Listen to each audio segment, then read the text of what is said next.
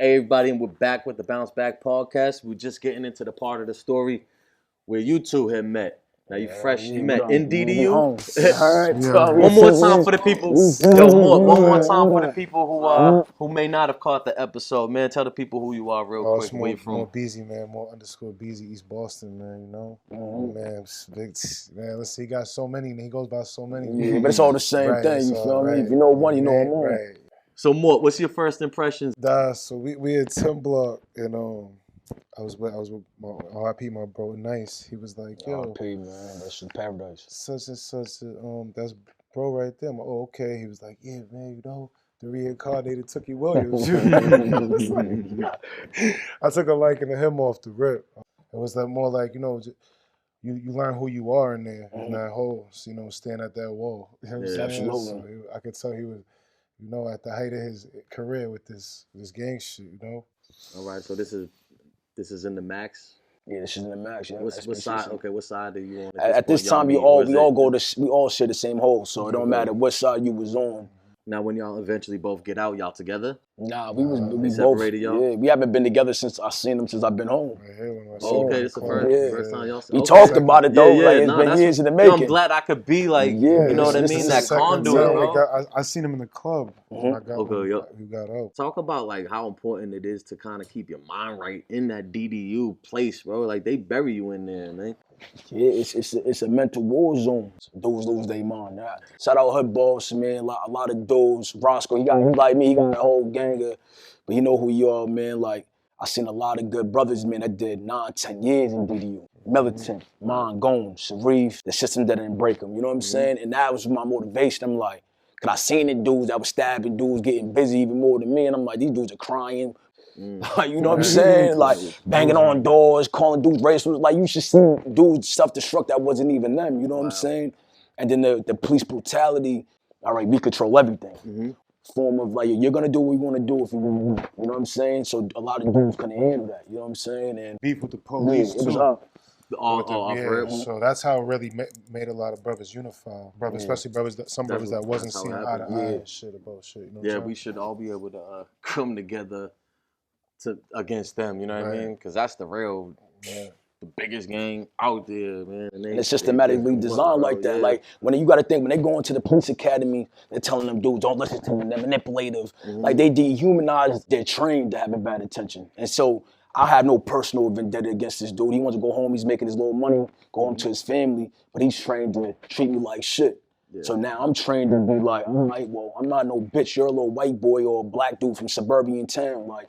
Cause you're not talking to me like that. We don't even rub shoulders in real life. Other than like just how they talk to you, what other kind of things do they do when you in there, man? Are you nervous about like the food you're getting? Like don't they give y'all the tray? You don't know. They control our food. They control everything. How we eat, shower.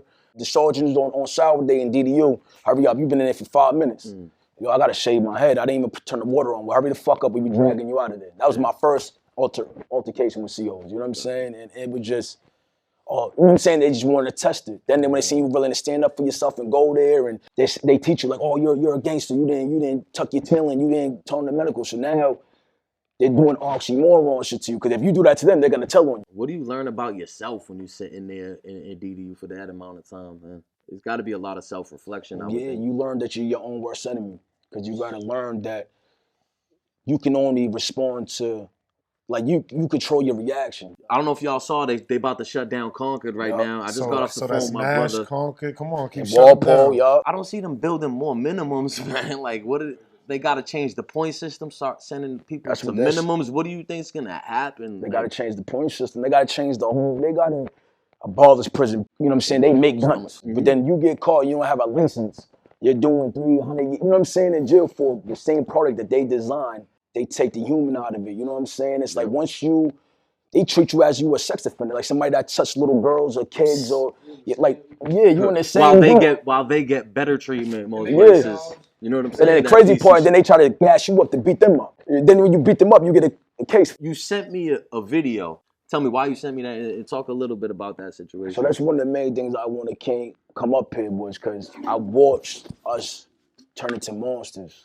We couldn't say nothing at all. And it was kind of like all these dudes just woke up one day, they organized and hit. Oh, you talking about when you was on the news? 5 investigates on the inside during the shakedown at Sousa Baranowski Correctional Center after this violent attack on staff here Sunday. This one, what they do, they had a rookie there, they want to show the rookie how it was done. You know what I'm saying? Like, and cousin, like what, 5'2"? Swing's hella short, you feel me?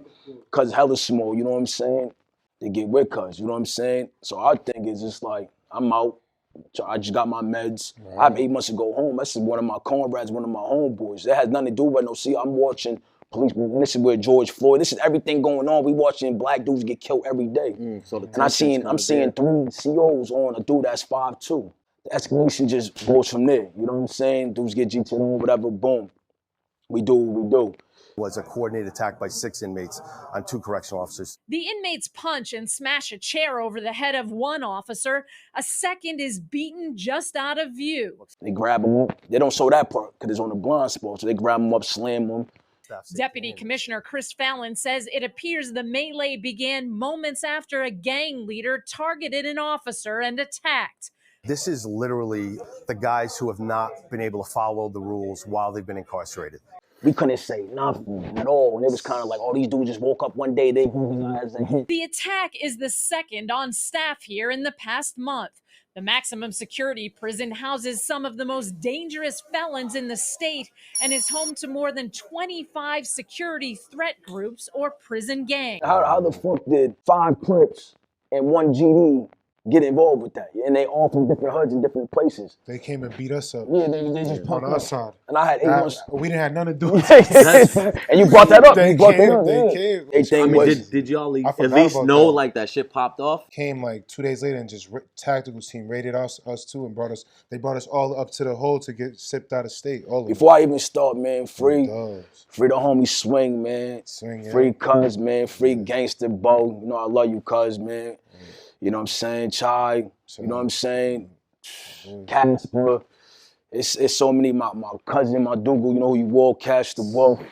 So many real ones that went through so many things, you know what I'm saying? And all the fellas that kept it real, that went through abuse after that wasn't even involved. So basically how it happened, something happened, one of the homies was arguing with the CO about his medication, he didn't want to let him out. He ended up letting him out. He's like, hurry up and grab your meds. They got into a little dispute, nothing serious. Now, is this how you turn your bid into a longer bid date? Yeah, I was already doing it. I returned for off it's just gang shit, you know what I'm saying? I returned 3 to 5. After all that, I ended up getting 2. I got 2.5 on and after. As a matter of fact, he called my family and kidnapped me out of Timberland and was beating me up. And you know, we can't write no reports, you know what I'm saying? Even if you put a grievance in, you're not gonna put you're just not gonna go that false. They already kind of know, you know what I'm saying? And it was kind of like I had a CO team like, yeah, you come out yourself, bitch. We're fucking you up. We're not feeding you. We're not doing nothing. So then, you know, I got choked out, almost died with handcuffs and shackles on my feet, on my suit. You know what I'm saying? You got a lawsuit out of that? Nah, nothing. Kept it gangster. That's why I said we don't rub shoulders in real life. I don't want him to get convicted. You know what I'm saying? I don't want that. Even that, it's like you're gonna get sprayed 100 times till you get on the floor, then they're gonna come in, fuck you up, and then, then it goes to mental warfare. Oh, you stood up for yourself, we respect you, you know what I'm saying? You didn't do that. It's like, I got a disclosed thumb, my foot's fucked up, I got pain, you know what I'm saying? To this day, you feel me? Thanks for your respect, though. Yeah, thanks for go suck a dick and die slow, you faggot. So what do you think's like the most dehumanizing part of?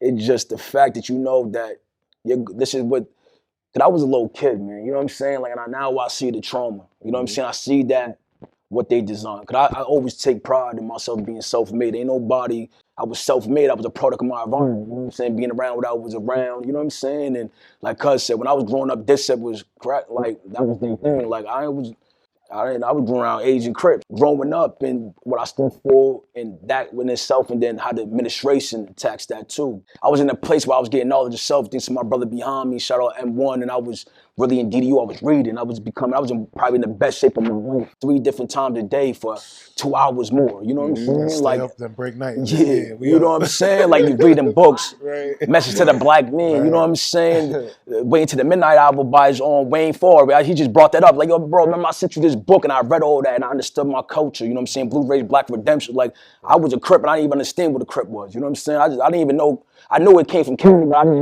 that didn't even mean something, you know what I'm saying? To the point where dudes feel like they're more elite than us out here. That was irrelevant to me. And then I understood and learned myself And that's where I became more aware, you know what I'm saying? Like, damn, this is all on you. How you react, back to what I was saying to you earlier, how you react is all on you. That's you know the only saying? thing you can control. And me and him, man, he how you was react to people. Yeah, me and him, man, we was building. I was outnumbered. I was with all the ops on the tier. There was a politic and arguing on. I'm like, cub, you're not doing all that. You know what I'm saying?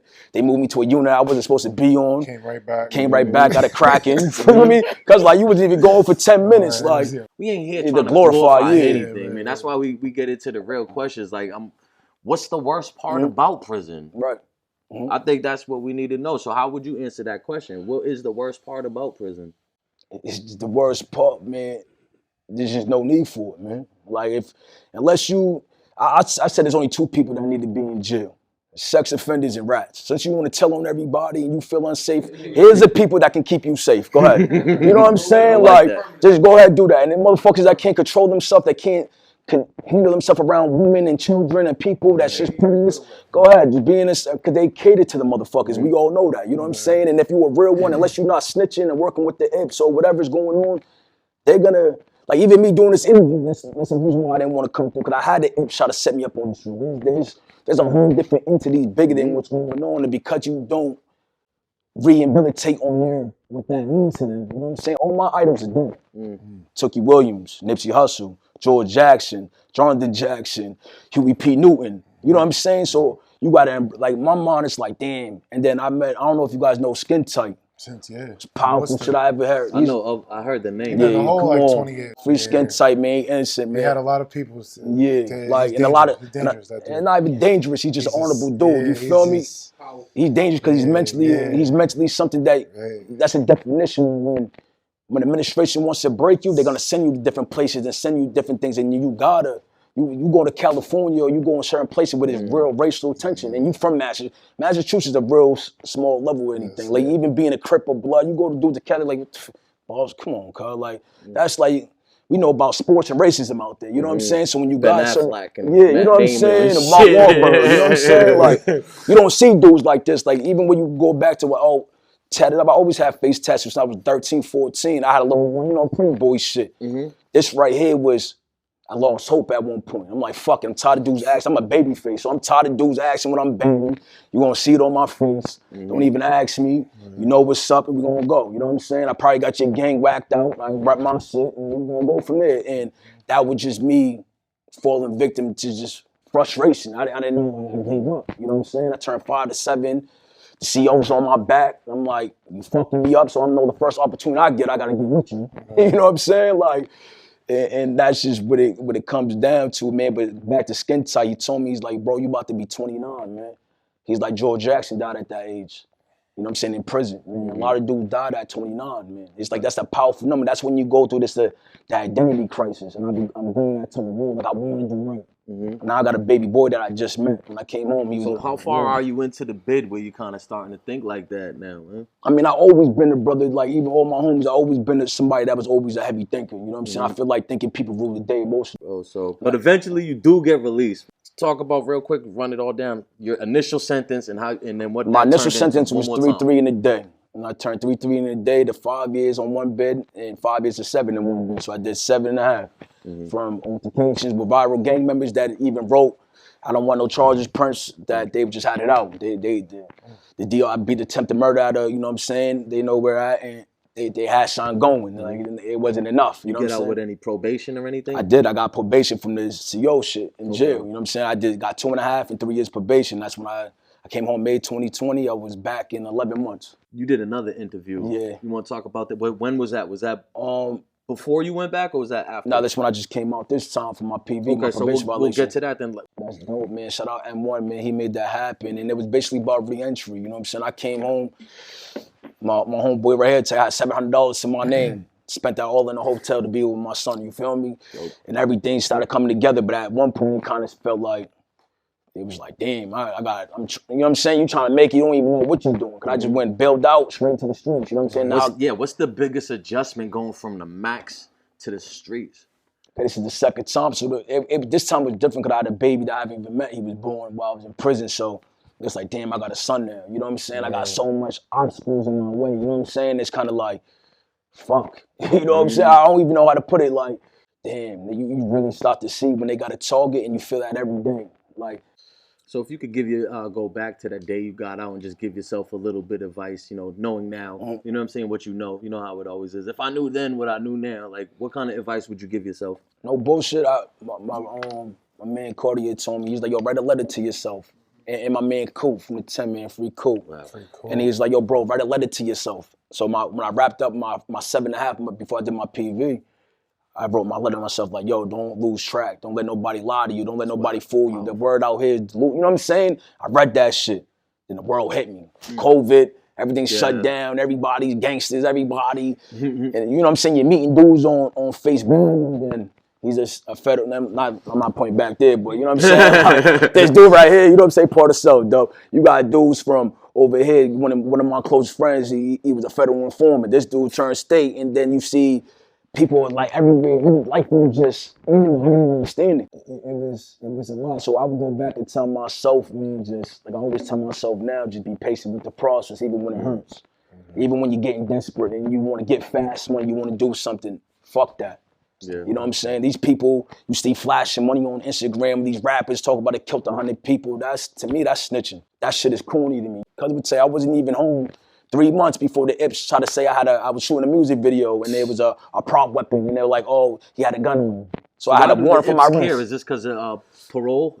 Like what? Not because they work with the gang unit. You know what I'm saying? Oh, okay. Yeah, I was on probation, so they work with the gang unit in the local cities and they want you. They want to know who's doing what and what's what. So when you're being like, even I tell my homeboys all the time, like, even this platform as being an artist, you know what I'm saying? I do music. We all do music for the most part. And then it's like, that's something. That's not therapy. You know what I'm saying? Just like this is therapy. What you're doing and shedding light is that too many dudes can't relate to this shit. You know what I'm saying? Because they're trying to imitate shit that they ain't even been through. So this pain of what we speaking is so deep that it's like, like. It's powerful about that letter to yourself, writing that down.